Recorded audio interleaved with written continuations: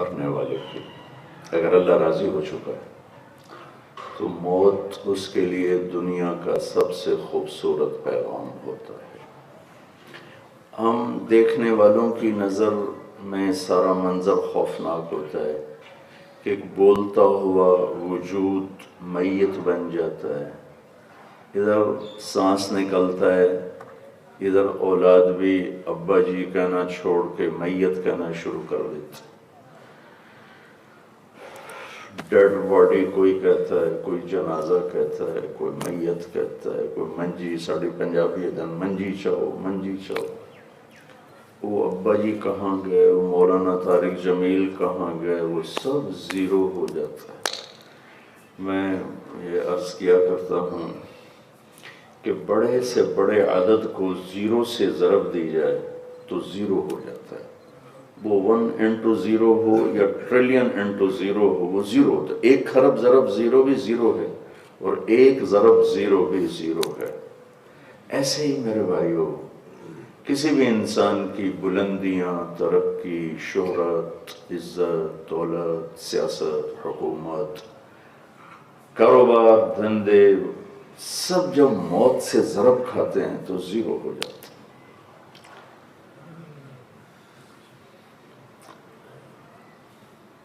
اور ہم اپنی آنکھوں سے اس کو زیرو دیکھتے ہیں، زبان سے زیرو بولتے ہیں۔ میت، منجی چاہو، میت چاہو، جنازہ چاہو۔ جنازہ پہنچ گیا، میت آ گئی، باجی رائے چھے جی آنا لیے جی، باجی بندے کٹھے ہو گئے جی۔ اتنی عمر گزری ہے، ایک دن ہم بھی ایسے ہی اٹھ کے جا کے مٹی میں سو جائیں گے۔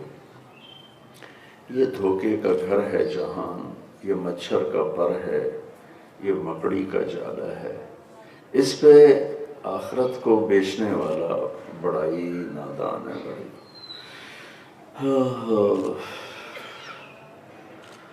تو ہر شاید زیرو ہو جاتی ہے۔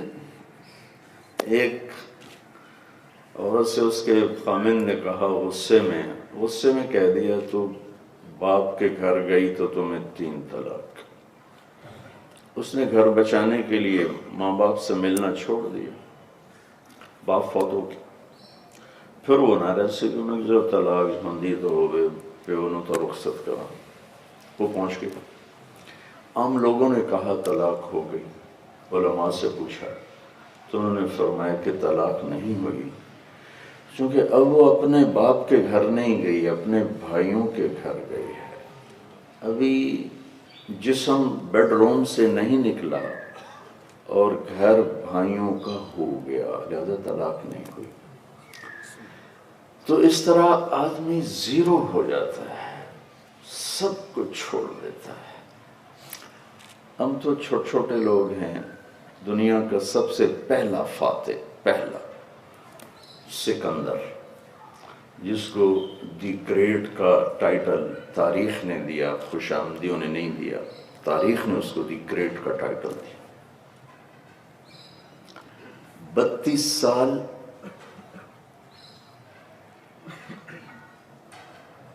33 پورے نہیں ہوئے، 32 سال 10 مہینے 8 دن ٹوٹل زندگی، اور اس نے 17 لاکھ مربع میل علاقہ فتح کیا۔ یہ ہمارے علاقے کو وہ خون میں نہلاتا ہو گیا۔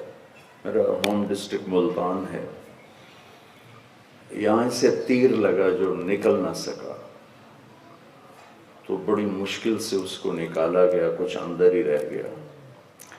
جب اس نے اسے فتح کیا تو وہاں ہر چمکنے والی آنکھ اس نے ذبح کروا دی، چاہے وہ بلہ تھا، چاہے وہ چوہا تھا، چاہے وہ کتا تھا، چاہے وہ انسان تھا۔ لیکن جب اس نے موت نے اسے جھٹکا دیا، بابل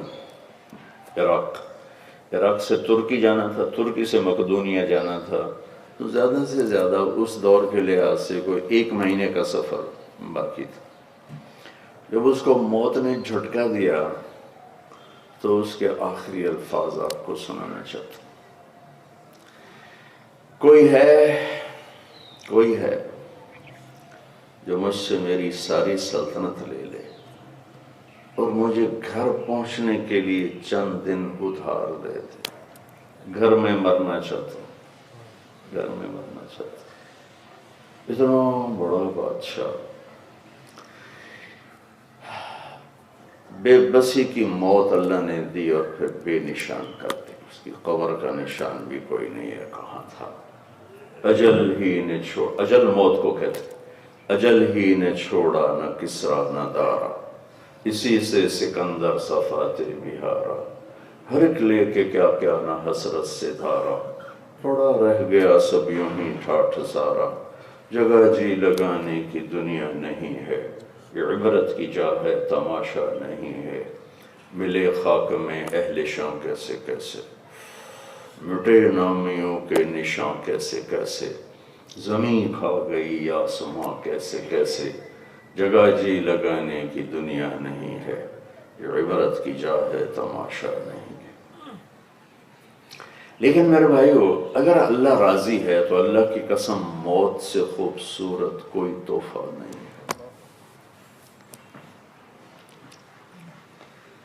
حضرت عمر بن عبدالعزیز 42 سال عمر ہے، جوانی، اور 3 بر اعظم پر حکومت، 3 بر اعظم، ہمارے علاقے میں دیپال پور کشمیر تک، ادھر سینیگال چوڑ تک، ادھر جنوبی فرانس تک، اور ادھر استنبول کے دروازوں تک۔ اور یہ واحد بادشاہ ہیں، خلیفہ ہیں، جن کے دور میں کوئی بغاوت نہیں ہوئی۔ باغیوں نے بھی تلواریں پھینک دی کہ اس بندے نال نہیں لڑنا۔ ان کے عدل و انصاف نے بڑے بڑے باغیوں کی گردنیں جھکا تھی، ان کے باپ دادے سے وہ لڑتے چلے آ رہے تھے، ان کے سامنے تلواریں ڈال دی۔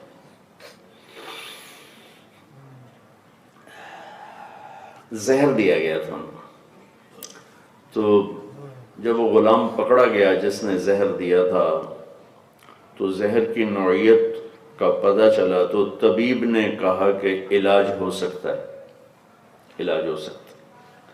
تو عمر بن عبدالعزیز فرمانے لگے کہ اگر تم یوں کہو کہ بس میں یہ کان کی لو کو ایسے چھو لوں گا تو میں ٹھیک ہو جاؤں گا، تو میں اتنا بھی نہیں چاہتا، میں اپنے اللہ کی ملاقات چاہتا ہوں۔ پیچھے 3 بر اعظم کی سلطنت ہے، عمر 82 سال نہیں، 42 سال عمر ہے، اور پور جوانی، اور کوئی باغی نہیں پوری سلطنت میں، اور بیت المال کا خزانہ بھرا ہوا ہے۔ اور 1 ہفتہ پہلے رجا بن حیوہ کو بلایا، یہ قاضی تھے، مفتی تھے دمشق کے، کہنے لگے رجا ایک قسم دیتا ہوں، میرے لیے ایک دعا کر۔ وہ کہنے لگے پہلے دعا بتاؤ پھر قسم اٹھاؤں گا۔ کہا نہیں، پہلے قسم اٹھا کہ تو میرے لیے دعا کرے گا، پھر دعا بتاؤں گا۔ تو یہ تکرار ہوتا ہے۔ تو وہ امیر المومنین تھے، ان کو قسم اٹھانی پڑی، مفتی صاحب کو انہوں نے قسم اٹھا دی، کہنے لگے دعا کر اللہ مجھے موت دے دے۔ کہ یہ دعا میں تو کبھی نہیں مانگوں گا، ساری امت کا آپ اثاثہ اور سرمایہ ہیں، آپ نے عمر فاروق کا دور زندہ کر دیا، میں کیسے یہ دعا مانگوں؟ کہ بس تو نے قسم اٹھائی، دعا مانگ۔ 1 ہفتے بعد زہر کا قصہ ہو گیا۔ تو جب وہ محسوس کیا کہ اب ٹائم قریب ہے تو انہوں نے رجا کو بلایا، مفتی صاحب، کہا کہ دیکھو میں نے 3 بادشاہوں کو اپنے ہاتھوں سے قبر میں اتارا، خلفاء، 3 خلفاء، عبد الملک بن مروان، ولید بن عبد الملک، سلیمان بن عبد الملک، یہ تینوں، ایک چاچا عبد الملک، 2 چاچے کے بیٹے، عبد العزیز عبد الملک، دونوں بھائی تھے، مروان کے بیٹے تھے۔ عبد الملک نے کوئی 21 برس حکومت کی، پھر ولید نے 10 سال حکومت کی، پھر سلیمان نے کوئی 2.5 سال حکومت کی، اور عمر بن عبدالعزیز نے کوئی 2 سال 2 مہینے۔ کہنے کہ میں نے ان تینوں کو قبر میں اتارا، اور جب ان کے کفن کی گرہ کو کھول کے دیکھا تو ان کے چہرے قبلے سے ہٹے پڑے تھے، اور رنگ کالے سیاہ ہو چکے تھے۔ عبد الملک گورا چٹا تھا، ولید ذرا سانولا تھا، اور سلیمان انتہائی خوبصورت نوجوان تھا۔ تو کہ تینوں کے رنگ کالے اور چہرے قبلے سے ہٹے ہوئے تھے۔ چہرے سے تو بہت کم لوگ، قبلے سے چہرے کا ہٹنا بہت کم لوگوں کو ہوتا، تینوں کے ہٹ گئے تھے۔ تو دیکھو میں جا رہا ہوں تو دیکھنا کہ میرے ساتھ اللہ کیا کرتا ہے۔ سلیمان بن عبد الملک کی میت کو جب قبر کے قریب کیا گیا اتارنے کے لیے تو اس کا جسم ہلنے لگا، تو اس کے بیٹوں نے کہا کہ ہمارا باپ زندہ ہے۔ ویسے ہی بے ہوش تھا، سکتا تھا۔ تو عمر بن عبدالعزیز نے فرمایا کہ بھتیجو زندہ نہیں تھا، عذاب قبر جلدی شروع ہو گیا ہے، بل عجل اللہ بالعقوبہ، قبر کی پکڑ پہلے شروع ہو گئی ہے، جلدی سے چھپاؤ اپنے باپ کو۔ ان تینوں میں ایک مشترک جرم تھا۔ میں آج ان کو 1300 سال ہو گئے ہیں مرے ہوئے، میں قسم اٹھاتا ہوں یہ پکے نمازی تھے، یہ تہجد گزار تھے، یہ روزے دار تھے، یہ حج کرتے تھے۔ ان میں سے کوئی زانی نہیں تھا، کوئی شرابی نہیں تھا، کسی کی آنکھ میلی نہیں تھی۔ صرف ایک ان کا کام تھا، یہ ظالم تھے۔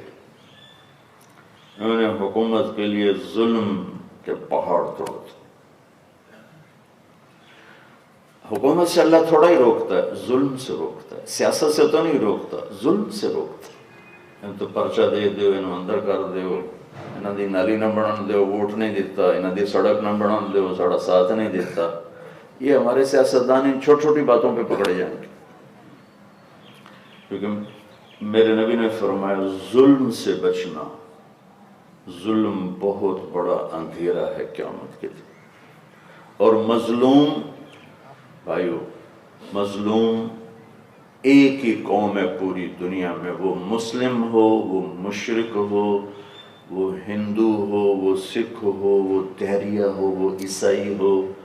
اگر وہ مظلوم ہے تو اس کی دعا اللہ کے عرش کو ہلائے گی۔ مظلوم ایک ہی قوم ہے اللہ کی بارگاہ میں، اور ظالم بھی ایک ہی قوم ہے اللہ کی بارگاہ۔ وہ مسلم ہے، وہ مشرک ہے، وہ مومن ہے، وہ دہریہ ہے، وہ غیر مسلم ہے، اگر وہ ظالم ہے تو ایک قوم ہے۔ اللہ کا غیبی نظام اس کے خلاف ضرور چلے گا، ضرور چلے گا۔ اللہ کے نبی کا فرمان ہے، دو چیزوں کو اللہ دنیا میں ہی دکھا دیتا ہے، باقی ساری چیزیں مؤخر کر دیتا ہے، لیکن دو چیزوں کی جزا دنیا میں دکھا دیتا ہے، اصل تو آگے ہے۔ دو چیز، ایک ماں باپ کی نافرمانی اور ایک ظلم۔ ظلم اور ماں باپ کی نافرمانی، یہ دو گناہ ایسے ہیں جن کا ذائقہ دنیا میں بھی کچھ چکھنا پڑتا ہے اور اگلا پھر اس کے حساب سے۔ یہ ظالم تھے۔ ولید بن عبد الملک تہجد میں 10 سپارے کھڑے ہو کے پڑھتا تھا، روزانہ 3 دن میں قرآن ختم کرتا تھا۔ حجاج بن یوسف 3 دن میں قرآن ختم کرتا تھا، تہجد میں کھڑے ہو۔ ساڑھے کو بہ کے نہیں دا سپارے پڑھے جان دے، کھلو کے نفلیں پڑھ دیں آئیں، لیکن وہ اللہ کی پکڑ کا شکار ہو گئے ظلم کی وجہ سے، ظلم کی وجہ سے۔ مجھے ایک سیشن جج کہنے لگے کہ مولانا صاحب، ہمارے دیس میں عدالت کے نام پہ جو ظلم ہے، باہر اس کی کسی کو خبر ہی کوئی نہیں کہ یہاں کتنا خوفناک ظلم ہو رہا ہے۔ عدالت کے نام پر، جج کے نام پر، وکیل کے نام پر، گواہوں کے نام پر جو ظلم ہو رہا ہے۔ عمر بن عبدالعزیز نے رجا سے کہا کہ دیکھنا میں جا رہا ہوں، میرے ساتھ میرا اللہ کیا کرتا ہے۔ جب یہ تخت پر بیٹھے ہیں تو اس کو ظلم سے، ایک مثال اس سے پہلے ہے یزید کے بیٹے کی۔ آپ نے یزید کی برائی تو سب نے سنی، اس کے بیٹے کی اچھائی شاید کسی کو بھی پتہ نہ ہو۔ اس کا باپ بھی 39 سال کی یا 41 سال کی عمر میں مر گیا، اس اپنے بیٹے کے لیے 3 بر اعظم کی حکومت چھوڑ کے گیا، اور اس کے بیٹے کی عمر تھی جب وہ حکمران بنا 22 سال، پاگل پن کی عمر، اور سارے دشمن اس نے کاٹ لیے اور ساری زمین اس نے ہموار کر دی، اور اس نے صرف 40 دن حکومت کی۔ اس کا نام تھا معاویہ بن یزید رضی اللہ عنہ، میں اس کو کہتا ہوں۔ 40 دن کے بعد بنو امیہ کو اکٹھا کیا اور اس کی تقریر سنو، سبحان، کان ابی جبارا، میری قوم سنو میرا باپ ظالم تھا۔ پھر اس پر کئی دفعات لگائے، اس نے اہل البیت کا خون بہایا اس تخت کی خاطر۔ جس تخت کے نیچے اہل البیت کا خون ہو، میں اس تخت پہ لعنت بھیجتا ہوں۔ یہ ہے تمہاری حکومت، جس کو مرضی دے۔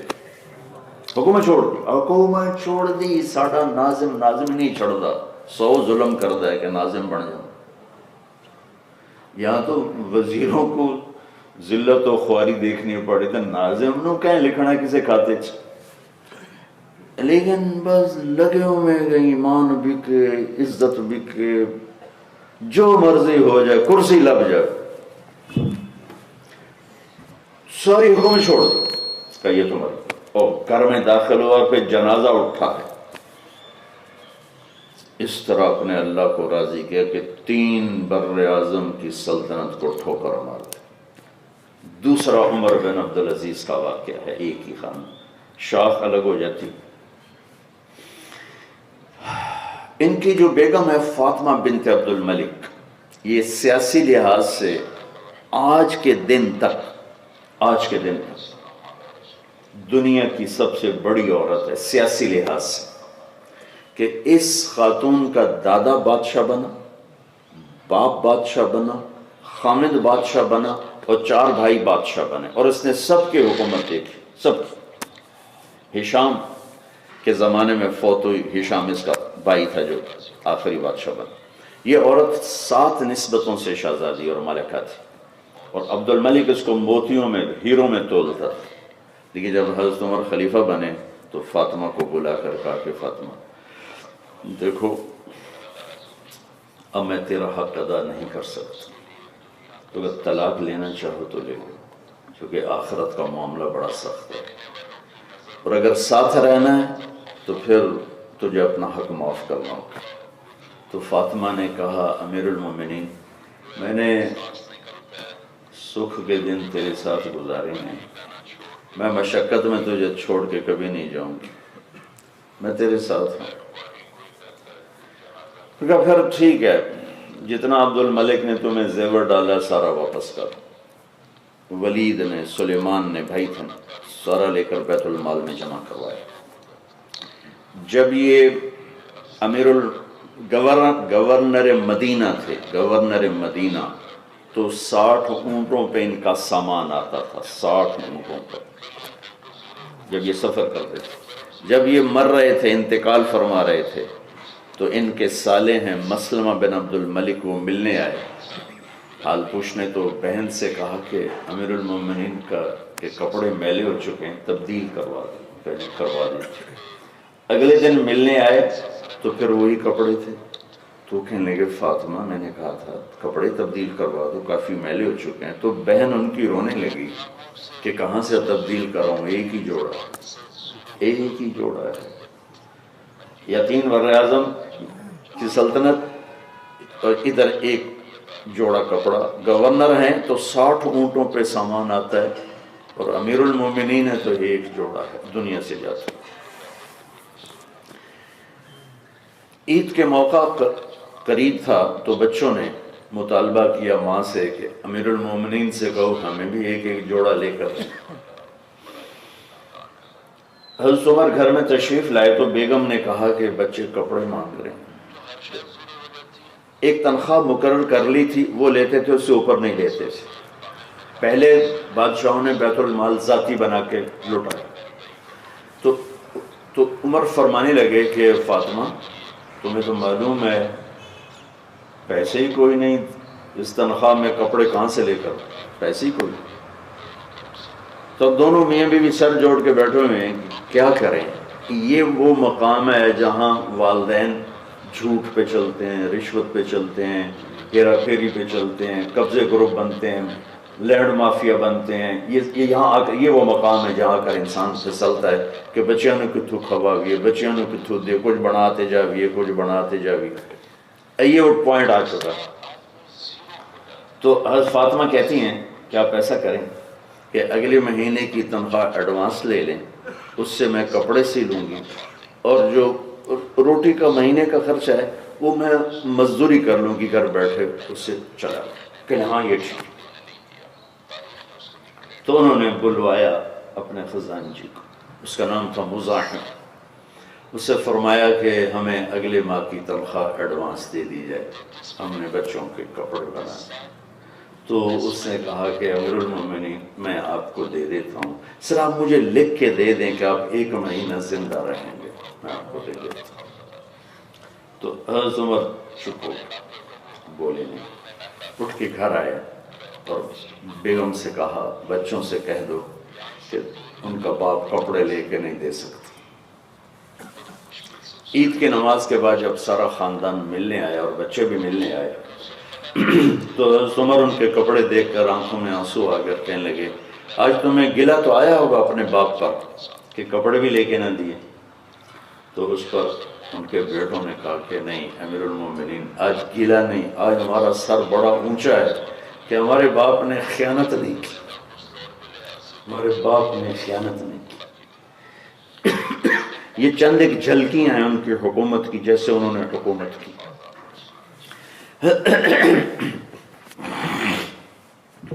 اب اس کا انجام آ رہا ہے،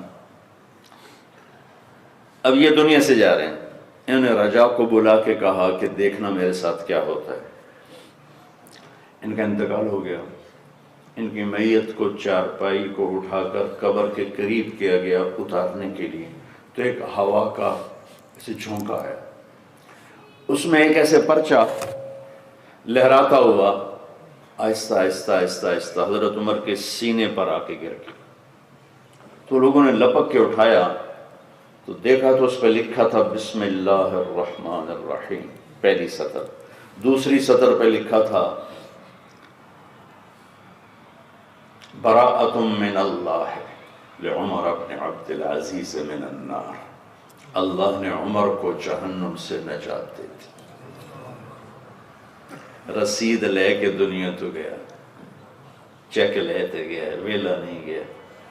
3 بر اعظم کا بادشاہ اگر جاتے ہوئے پروانہ لے سکتا ہے تو یہ ہمارے چھوٹے چھوٹے سیاستدان، ہمارا تاجر، ہمارا ریڑھی والا، ہمارا وزیر، ہمارا ملازم، ہمارا دفتر والا، ہماری عورت، ہمارا مرد، اللہ کو راضی اس سے زیادہ آسانی سے کر کے اللہ سے پروانہ لے کے جا سکتا ہے۔ ہر ایک کے لیے تو یہ پروانہ نہیں گرے گا، لیکن موت پہ نظر آ جاتا ہے کہ اللہ راضی ہے یا ناراض۔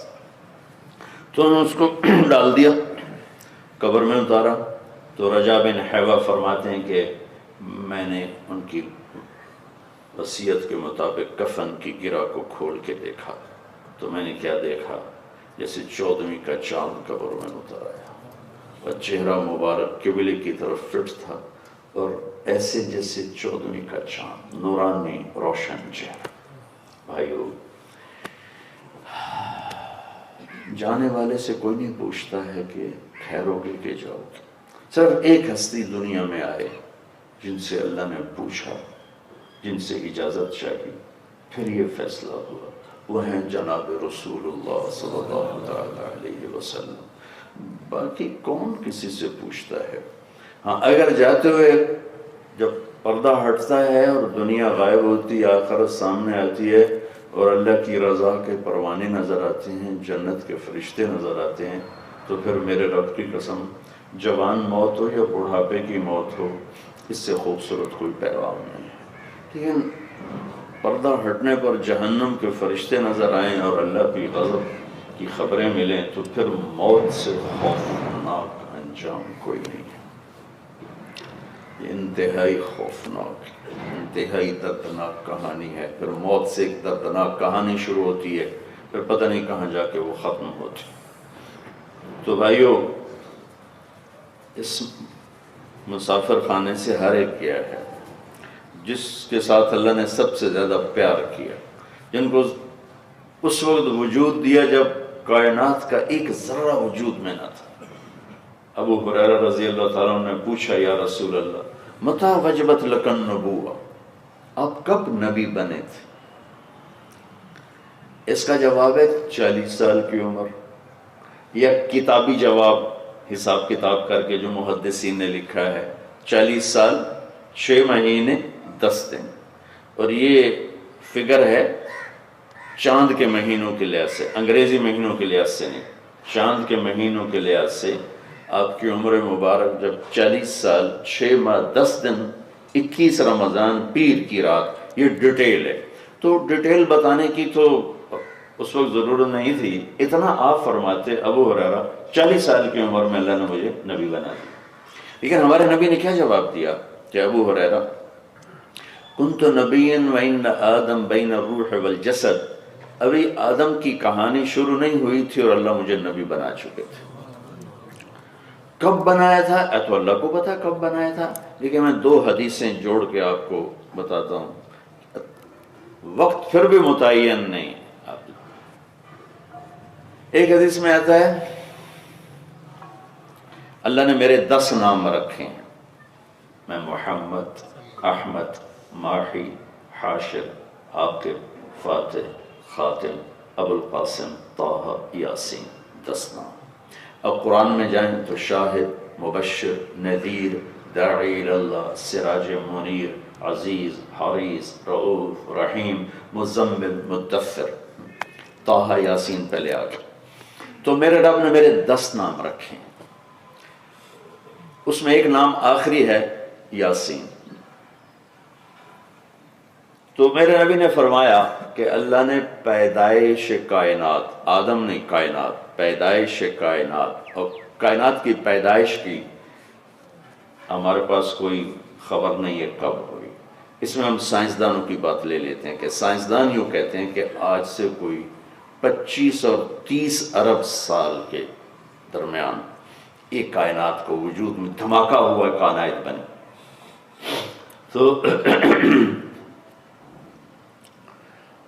تو اسی کو لے لو، 25، 26، 27، 28، 29، 30 ارب سال پہلے اللہ تعالیٰ نے، میرے نبی نے فرمایا اس پیدائش کائنات سے بھی 1000 سال پہلے اللہ نے سورہ یاسین کی تلاوت فرمائی۔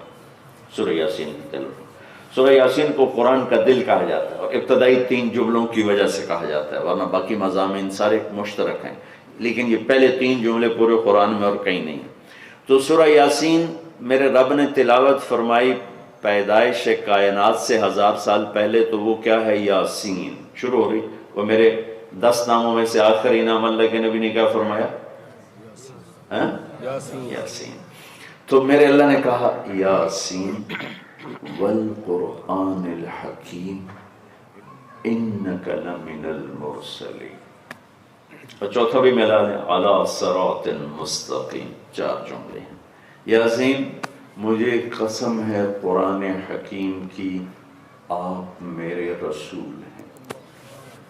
کوئی سامنے موجود ہے جس کو اللہ کہہ رہا ہے آپ میرے رسول ہیں؟ اگر سامنے موجود نہ ہوتے اور آنے والے وقتوں کی خبر دی جا رہی ہوتی تو پھر قرآن کا لفظ ہوتا انہو لمن المرسلین، وہ جو ہیں، وہ ابھی ہیں نہیں، وہ جو ہیں جو آئیں گے وہ میرے رسول ہیں۔ لیکن اللہ یوں کہہ رہا ہے انکا، آپ، جس میں آپ، میں بات کروں آپ لوگ، آپ بھائی، چونکہ آپ میرے سامنے بیٹھے ہیں تو میں آپ کہہ رہا ہوں، سامنے موجود نہ تو وہ کہتے، وہ تو میرے رب نے اپنے حبیب کو اس وقت وجود دیا جب کائنات کا کوئی تذکرہ نہیں تھا، اور پھر قسم اٹھائی کہ آپ میرے رسول ہیں اور آپ صراط مستقیم پر ہیں۔ پیدائش وہاں سے، ظہور بعد میں ہوا، آدم اور حوا کا نکاح ہوا جنت میں۔ اللہ تعالیٰ نے فرمایا کہ آدم حوا کا مہر ادا کرو، کہنے لگے کیا ادا کرو؟ تو جنت آئی نا، تو سونے دے تو ٹھیکے لگے پہ ہیں، اللہ تعالیٰ دا 10 من سونا چاہتے تھے قدمہ تے رکھ دے۔ تو میرے رب نے کہا کہ آدم حوا کا مہر ادا کرو۔ کہا جی کیا ادا کروں؟ کہ تیری نسل میں میرا آخری نبی آ رہا ہے، اس پہ ایک دفعہ درود پڑھ دے، یہ اس کا مہر ہے۔ اس کو مہر بتائے کہ یہ مہر ہے۔ ابھی تو آنے میں کتنے ہزاروں سال پڑے ہوئے، لیکن خبریں پہلے دی جا رہی ہیں، پہلے دی جا رہی ہیں، پہلے دی جا رہی ہیں۔ اتنی بڑی ہستی۔ موسیٰ علیہ السلام نے کہا یا اللہ تعالیٰ دیدار کرنا ہے، ارے نہیں انظر الیک، موسیٰ نہیں، لن ترانی، ممکن نہیں، کہ نہیں یعنی ہمیں تھوڑا جائے۔ موسیٰ علیہ السلام لاڈلے نبی تھے، اللہ سے ضد کر لیتے تھے۔ یہ ہمارے نبی نے فرمایا کہ موسیٰ علیہ السلام لاڈلے نبی تھے، اللہ سے بھی ضد کر لیا کرتے تھے کہ نہیں یار تھوڑا، نہیں یا اللہ تھوڑا تو بھی کھا۔ اچھا چلو میں پہاڑ پہ تجلی ڈالتا ہوں، وہ سہ گیا تم ہی سہ جاؤ گا۔ فلما تجلی ربہ للجبل جعلہ دکا وخر موسیٰ صعقا، جب پہاڑ پہ تجلی پڑی تو پہاڑ بن گیا ریت، اور موسیٰ علیہ السلام بے ہوش ہو گئے۔ ہوش میں آیا تھا کہ نہیں مانگتا، اور اپنے حبیب کو اٹھایا، کوئی خلائی لباس نہیں پہنایا، کوئی خلائی لباس نہیں پہنایا۔ پہلا آسمان آدم علیہ السلام کا استقبال، دوسرا آسمان یحییٰ زکریا عیسیٰ علیہ السلام نے استقبال کیا، تیسرا آسمان یوسف علیہ السلام کھڑے تھے، چوتھے آسمان پہ ادریس کھڑے تھے علیہ السلام، پانچویں پر ہارون علیہ السلام کھڑے تھے، چھٹے پر موسیٰ علیہ السلام کھڑے تھے، ساتویں پر ابراہیم علیہ السلام کھڑے تھے۔ سدرۃ المنتہا پہ پہنچ کے جبریل بولا کہ بس ہوں اگوں میرے کول ویزا کوئی نہیں، آج کی زبان میں نا میرے کول ویزا کوئی نہیں، میں آگے نہیں جا سکتا، باؤنڈری مخلوق کی باؤنڈری یہاں ختم ہے، آگے مخلوق نہیں جا سکتی، میں اتنا بھی اوپر گیا تو جل کے راکھ ہو جاؤں گا، لہذا آگے میری مجال نہیں، یعنی میرے کول ویزا کوئی نہیں۔ اوپر اللہ تعالیٰ کیسے لے کر گئے وہ اللہ جانتا، اللہ کا حبیب جانتا ہے۔ وہاں سے عرش ہے، پہلی دفعہ عرش پر کسی کا قدم پڑا ہے، اوپر میرے اللہ کے نورانی حجاب ہیں، اللہ نے سارے پردے ہٹا کر اپنا آپ ظاہر کر کے کہا السلام علیکہ ایھا النبی، اے میرے نبی آپ کا رب آپ کو سلام پیش کرتا۔ وہ کتنی بڑی ہستی ہے جو ان آنکھوں سے دیکھیں، پھر سینے میں اس کو سمولیں، پھر ہوش و حواس کے ساتھ گفتگو ہو رہی ہو۔ کیا پرواز ہے، کیا بلندی ہے۔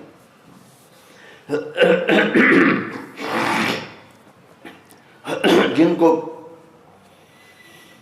کو نسب پیدائش ہر لحاظ سے، میرے نبی نے فرمایا، میرے اللہ نے ساری آدم کی نسل سے عربوں کو چھانٹا، پھر عرب کی نسل سے مضر کو چھانٹا، پھر مضر کی نسل سے قریش کو چھانٹا، پھر قریش کی نسل میں سے ہاشم کو چھانٹا، پھر ہاشم کی نسل سے اللہ نے میرا انتخاب کیا، میں اس کائنات کا سب سے عالی خاندان، عالی نسب، عالی حسب۔ اس لیے انہوں نے فرمایا کل سبب و نسب منقطع الا سببی و نسبی، قیامت کے دن ہر رشتہ ٹوٹ جائے گا لیکن میرا رشتہ اپنی نسل کے ساتھ نہیں ٹوٹے گا۔ وَسَأَبُلُّهَا بِبَلَالِهَا، میں اسے پانی لگاؤں گا۔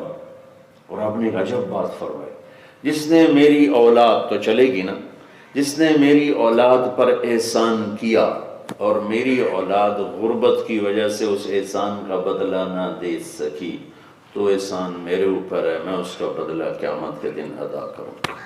سبحان اللہ، ایسا علی خاندان، ایسا علی نسب۔ ہرات میں ایک سید فیملی تھی، وہ فوت ہو گئے گھر والے، تو بیوہ فاقوں سے مجبور ہو کر سمرقند ہجرت کر گئیں۔ سمرقند اس وقت بہت متمدن، بہت بڑا شہر تھا، یہ 5ویں صدی کی بات۔ وہاں پہنچے، ان کی بچیاں تھی، بچہ کو نہیں تھا، تو انہوں نے پوچھا کہ کوئی یہاں سخی ہے جو کسی کو ٹھکانا تھا، تو لوگوں نے بتایا کہ ایک تو مسلمانوں میں ایک بہت رئیس آدمی ہے، بڑا سخی ہے، اور ایک پارسی آتش پرست، وہ بڑا سخی ہے، بڑا مہمان نواز۔ تو انہوں نے سوچا مسلمان کے پاس جاتی ہوں، پارسی تو مجھے کیا جانتے، تو ان سے جا کر کہا کہ میں آل رسول ہوں اور ٹھکانہ کوئی نہیں، مجھے کوئی پناہ دو، میری بچی ہیں۔ وہ کہنے لگا آپ کے پاس کوئی نسب نامہ ہے؟ کہنے لگی میں پردیس میں ہوں، جان لیے پھرتی ہوں، نسب کہاں سے لیے پھروں؟ وہ کہنے لگا پھر یہاں تو ہر آدمی کہتا میں سید ہوں۔ تو وہ چپ ہو گئی اور آئیں وہ اس کے پاس، آتش پرست آگ کے پجاری کے پاس، کہ میں مسلمانوں کے رسول کی نسل سے ہوں اور تنگی میں ہوں، مجھے ٹھکانا چاہیے۔ اس نے اسی وقت اپنی بیگم کو ساتھ لیا، جہاں بچیاں سرائے میں تھیں ان کو لے کر آیا، ان کو کھلایا پلایا سلایا۔ رات کو مسلمان رئیس نے خواب دیکھا کہ جنت میں ایک بڑا خوبصورت محل ہے اور اس کے دروازے پر اللہ کے حبیب کھڑے ہوئے۔ یہ پوچھتا ہے یا رسول اللہ یہ محل کس کا ہے؟ آپ فرماتے ہیں ایک ایمان والے کا ہے، ایمان والے کا ہے۔ یہ کہتا ہے یا رسول اللہ میں بھی ایمان والا ہوں، مجھے عنایت ہو۔ آپ نے فرمایا ایمان والا ہے تو گواہ پیش کر، تیرے پاس کیا سند ہے ایمان کی؟ تو وہ ایسے کانپ گیا۔ تو آپ نے جلال میں فرمایا کہ میری بیٹی تجھ سے ٹھکانہ مانگنے آئی، تو نے اس سے سند مانگی کہ اپنی سند پیش کر، دور ہو جاؤ میری نظروں سے۔ اس کی آنکھ کھلی ہو دی تو حال حال پہ گئی، انہوں نے اپنا ہوش رہا نہ گھر دا ہوش، روزہ کیا پتہ کرو بی بی کتھے گئی، پتہ کرو بی بی کتھے گئی۔ وہ نوکراں پاجترو کر کے پتہ کہ وہ تجیو لے گیا، آگالا بیلی لے گیا۔ وہ اس سردی میں نہ جوتا پہنا نہ کوئی کپڑا، اور دوڑ لگائی جا کے دروازہ دوڑ دوڑ دوڑ۔ وہ باہر نکلا، کہا بھئی وہ مہمان میرے واپس کر۔ کہا حضور وہ تو میرے مہمان ہیں، آپ کے تو نہیں۔ کہا بھئی میرا سارا سرمایہ لے لے، میں تمہیں 300 دینار 300 دینار کئی کروڑ روپیہ بن دے، کئی کروڑ، میں تمہیں 300 دینار دیتا ہوں، وہ مہمان مجھے واپس کر دے۔ تو وہ پارسی رونے لگا، کہنے لگا حضور ویکھوں بغیر سودا کیتا ہی ہوں ویکھ لیا، ہوں واپس نہیں ہو سکتا۔ جس خواب تانوں دھکے ملے وہ خواب میں بھی ویکھ رہا ہوں۔ میں نے بھی خواب دیکھا کہ اللہ کے نبی نے تمہیں دور کیا اور میری طرف توجہ کر کے فرمایا تو نے میری بیٹی کو ٹھکانہ دیا، تجھے اور تیری نسل کو جنت مبارک ہو۔ کہ میں تو کلمہ پڑھ چکا ہوں، میں تو ایمان لا چکا ہوں، میں تو اس بی بی کی طفیل ایمان لا چکا ہوں۔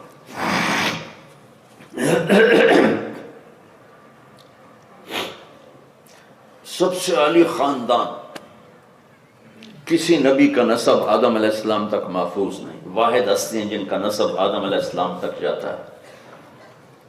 محمد بن عبداللہ بن عبد المطلب بن ہاشم بن عبد مناف بن قصی بن کلاب بن مرہ بن کعب بن لوی بن غالب بن فہر بن مالک بن نذر بن کنانہ بن خزیمہ بن مدرک بن الیاس بن مدر بن نزار بن معد بن عدنان بن اود بن حمیسہ بن سلامان بن عوز بن بوز بن خموال بن ابی بن عوام بن ناشد بن حزا بن بلداس بن یدلاف بن طابخ بن جاہم بن ناحش بن ماخی بن عیفی بن عبخہ بن عبید بن الدعاء بن حمدان بن سنبر بن یثربی بن یحزن بن یلحن بن ارعوا بن عیلی بن زیشان بن عیسر بن اغناد بن ایہام بن مقصر بن ناحد بن زارع بن سمی بن مزی بن عوض بن عرام بن قیدار بن اسماعیل بن ابراہیم بن آدر بن ناحور بن سرول بن فائد بن عابر بن ارفشاد بن سام بن نوح بن لامک بن متوشال بن ادریس بن یرد بن ملہلئیل بن قینان بن آنوش بن شیس و بن آدم علیہ السلام۔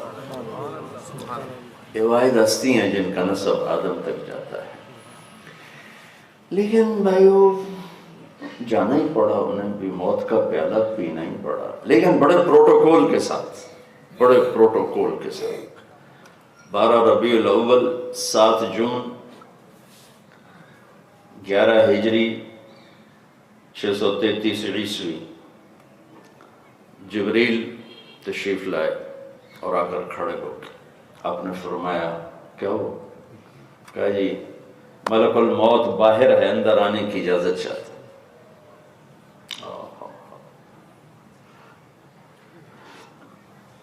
جہاں موت بھی پوچھ کے داخل ہو کیا دربار ہے.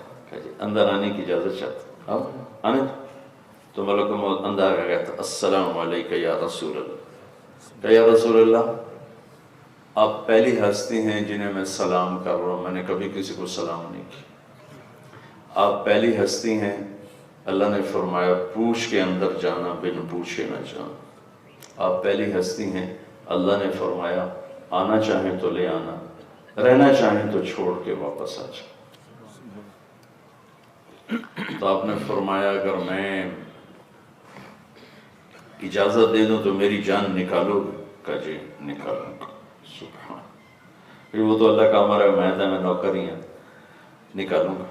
تو پھر آپ نے جبریل کو دیکھا، اشاروں سے پوچھا کہ میں کیا کروں، جاؤں یا رہ جاؤں؟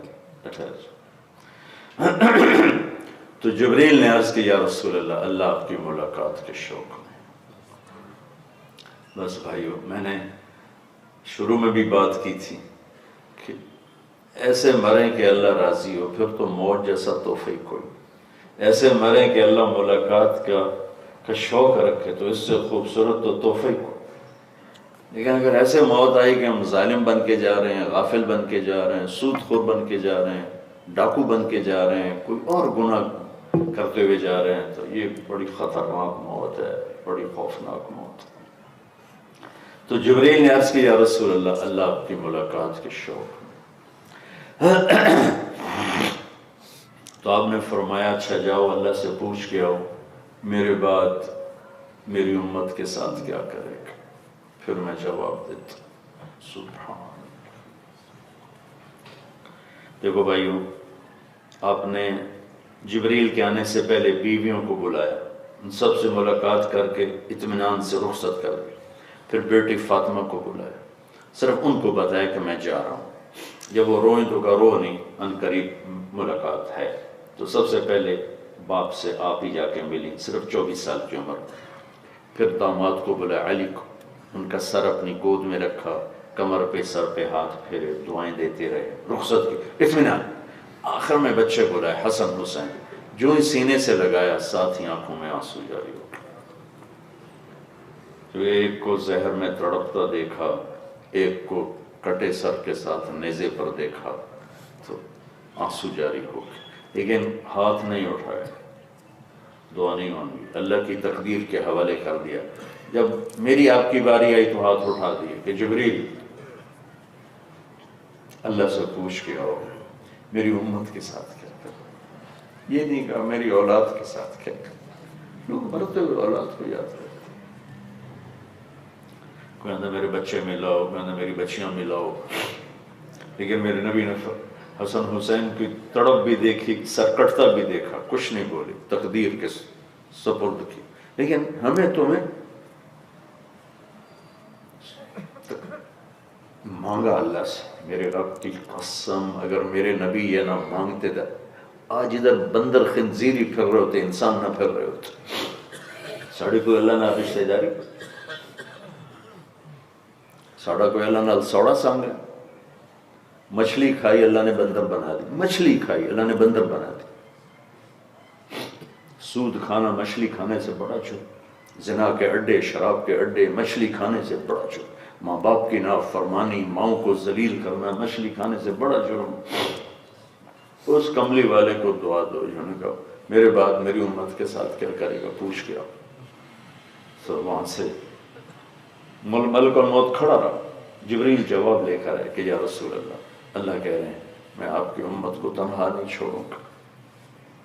بنائیں 5 نمازیں، 30 روزے، بیمار ہیں اچھا بعد وچ رکھ لیں، مسافر ہیں اچھا بعد وچ رکھ لیں، زکوٰۃ پیسے والے پر، حج پیسے والا پلس صحت مند.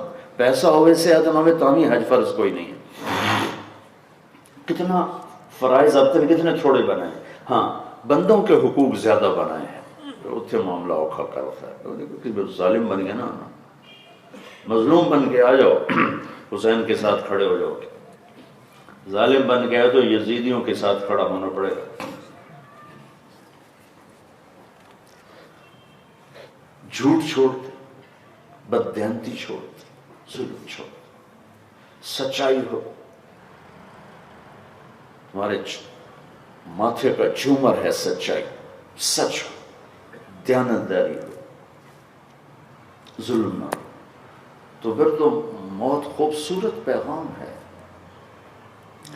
اور آخری بات ہے، امت بن کے رہو، فرقوں میں بٹ کے نہ رہو، امت بن کے رہو، فرقوں میں بٹ کے نہ رہو۔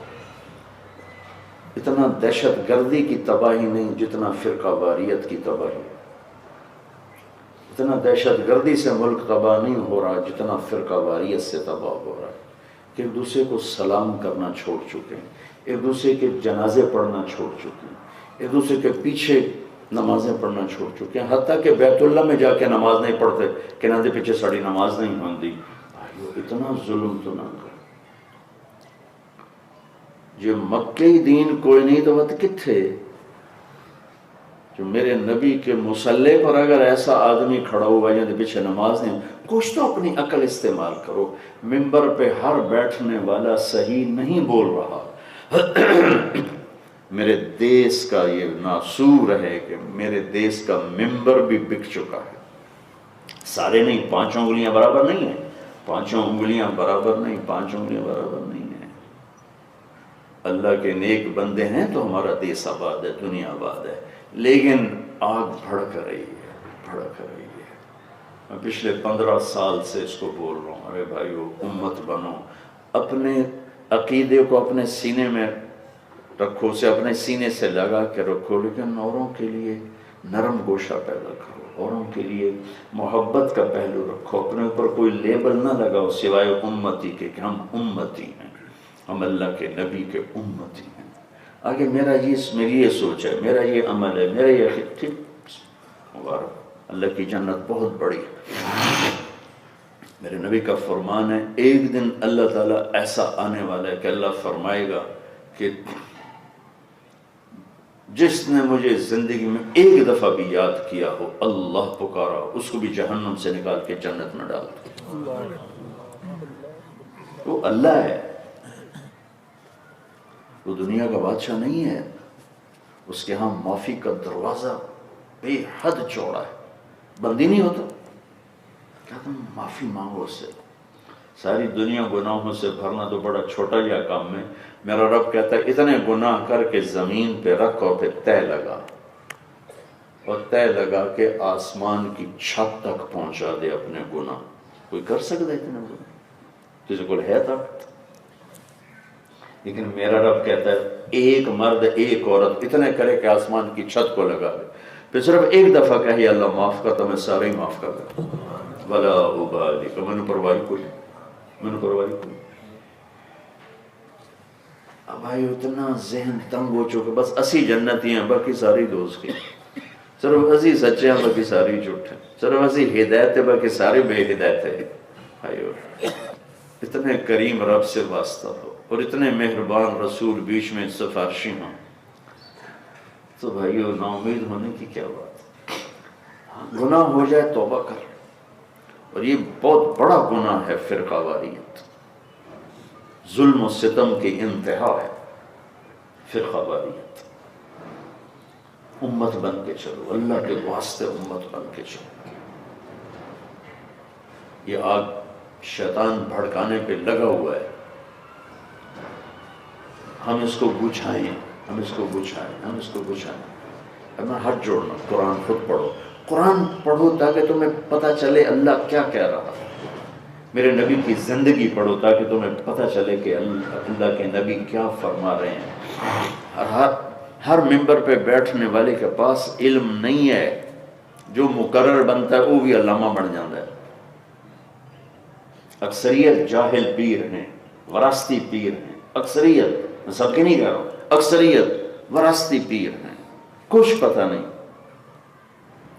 ممبر پہ بیٹھنے والے خطیب ہیں، علم جن کے پاس علم ہے وہ آج بھی اعتدال کے ساتھ چل رہے ہیں، وہ بریلوی ہوں، دیوبندی ہوں، سنی ہوں، شیعہ ہوں، جن کے پاس علم ہے ان میں آج بھی اعتدال ہے۔ بھائیو میں ہاتھ جوڑتا ہوں، اس آگ سے نکلو، اللہ کے واسطے نکلو، امت بن کے چلو، امت بن کے چلو۔ میرے نبی نے عبداللہ بن ابی جیسے کا جنازہ پڑھا تھا، منافق، سردار منافقین کا جنازہ پڑھا دیا اس نے۔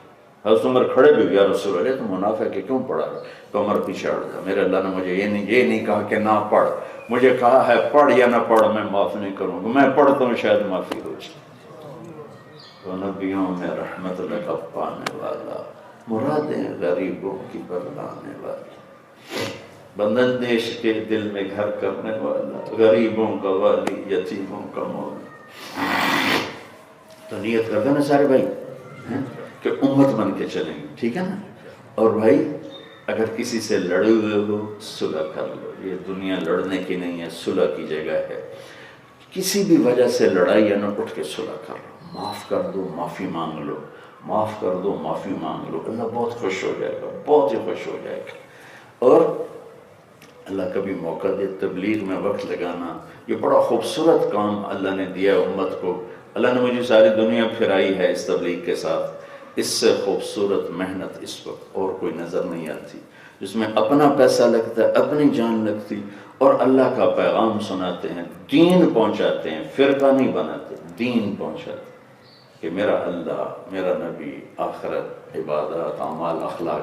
اللہ موقع دے ٹائم لگانا، بہت فائدہ ہوگا، بہت فائدہ ہوگا۔ اور اپنی زندگی میں سچ، دیانت، انصاف، تین چیزیں زندہ کرو، موج کرو، موت پیغام بن جائے گا۔ اب ایک دفعہ سورۃ فاتحہ پڑھو اور 3 دفعہ سورہ اخلاص پڑھو، اور اس کے بعد انشاءاللہ ہم دعا کرتے ہیں۔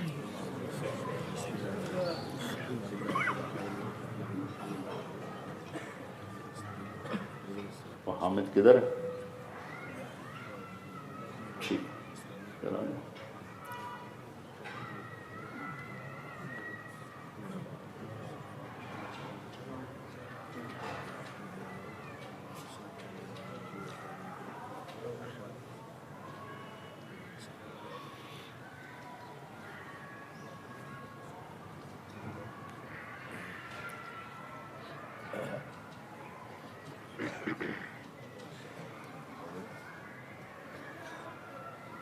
درود شریف پڑھو۔ اللهم لك الحمد كما أنت أهله، فصل على محمد كما أنت أهله، وفعل بنا ما أنت أهله، إنك أهل التقوى وأهل المغفرة۔ اللهم اغفر له وارحمه وتجاوز عنه، وأبدله دارا خيرا من داره، ومالا خيرا من ماله، وأهلا خيرا من أهله، ونقه من الخطايا كما ينقى الثوب الأبيض من الدنس، وباعد بينه وبين خطاياه كما باعدت بين المشرق والمغرب، اللهم اغسله بالماء والثلج والبرد، اللهم اغفر له ما تقدم من ذنبه وما تأخر وما أسر وما أعلن وما أنت أعلم به منه۔ یا اللہ تیرا بندہ عبدالرشید اپنے پوری زندگی گزار کے اپنی نیکیوں کے ساتھ، اپنی خطاؤں کے ساتھ تیری بارگاہ میں پہنچ چکا ہے۔ یا اللہ ہم سب نے ان کی بخشش کے لیے ہاتھ اٹھائے ہیں، ان کے گناہوں کو معاف فرما، ان کی قبر کو جنت کا باغ بنا۔ یا اللہ ان کے اگلے پچھلے نئے پرانے کبیرہ صغیرہ سارے گناہ معاف فرما۔ یا اللہ جب 40 آدمی کسی ایمان والے کے لیے ہاتھ اٹھاتے ہیں تو تو معاف فرماتا ہے۔ یا اللہ یہاں تو بہت مجمع جمع ہے، ان کے لیے دعا میں ہے۔ یا اللہ مستورات بھی، مرد بھی، بڑے بھی، چھوٹے بھی، یا اللہ ہم سب کی سفارش ان کے حق میں قبول فرما، جنت الفردوس مقام نصیب فرما۔ زندگی میں جو خطائیں ہوئیں اپنے محبوب کے آنسوؤں کے صدقے معاف فرما، اور جو نیکی وجود میں آئی یا اللہ اسے قبول فرما کر اپنے محبوب کے آنسوؤں کے صدقے میں انہیں جنت الفردوس نصیب فرما۔ یا اللہ جتنے بھی تیرے حبیب کی امت کے اہل ایمان مرد عورت اس دنیا سے چلے گئے، یا اللہ ان کے درجے بلند فرما، ان کی قبروں کو ٹھنڈا فرما، اور یا اللہ جب ہمارے جانے کا وقت آئے تو ہماری واپسی بھی ایمان کے ساتھ واپسی فرما، سلامتی والی واپسی فرما، عافیت والی واپسی مقدر فرما، دکھ درد کی موت سے بچا، ہسپتالوں کی موت سے بچا۔ یا اللہ عافیت، سلامتی، ایمان کے کمال کے ساتھ جب ہمارے جانے کا وقت ہے تو ہم سے راضی ہو چکا ہو۔ یا اللہ ہماری زندگی کا بہترین عمل آخری بنا دے، ہماری زندگی کے بہترین دن آخری بنا دے، ہماری زندگی کا بہترین وقت اپنی ملاقات کا وقت بنا دے۔ یا اللہ ہمارا آخری عمل وہ ہو جس پر تو سب سے زیادہ راضی ہو، ہمارے آخری دن وہ ہوں جس پر تو سب سے زیادہ راضی ہو، اور یا اللہ ہماری خوشی کا لمحہ وہ ہو جب تو ہم سے ملاقات کر رہا ہو، ہم تجھ سے ملاقات کر رہے ہیں۔ جتنے بھائیوں نے ہاتھ اٹھائے ہوئے ہیں یا اللہ ان کو، ان کے اہل کو، عیال کو، جو آگے چلے گئے ان کے درجے بلند فرما، جو زندہ ہیں ان میں برکت عافیت نصیب فرما۔ یا اللہ اس خاندان کو بھی، ان کے بھائی بہنوں کو، ان کی مستورات کو، ان کے مردوں کو، یا اللہ تو اپنے خزانوں سے ان کی آگے پیچھے دائیں بائیں سے حفاظت فرما، ان کی یا اللہ زندگیوں میں، عمل میں، اخلاق میں بلندی ترقی نصیب فرما، ہر قسم کے فتنوں سے بچا، آفات سے بچا، شرور سے بچا، حاسد کے حسد سے بچا، فتین کے فتنہ سے بچا، ساحر کے سحر سے بچا، آپس کی محبت نصیب فرما، خاندان کو بطور خاندان قائم فرما، دائم فرما۔ ربنا آتنا فی الدنیا حسنہ وفی الآخرۃ حسنہ وقنا عذاب النار، وصلی اللہ تعالی علی النبی الکریم، آمین برحمتک یا ارحم۔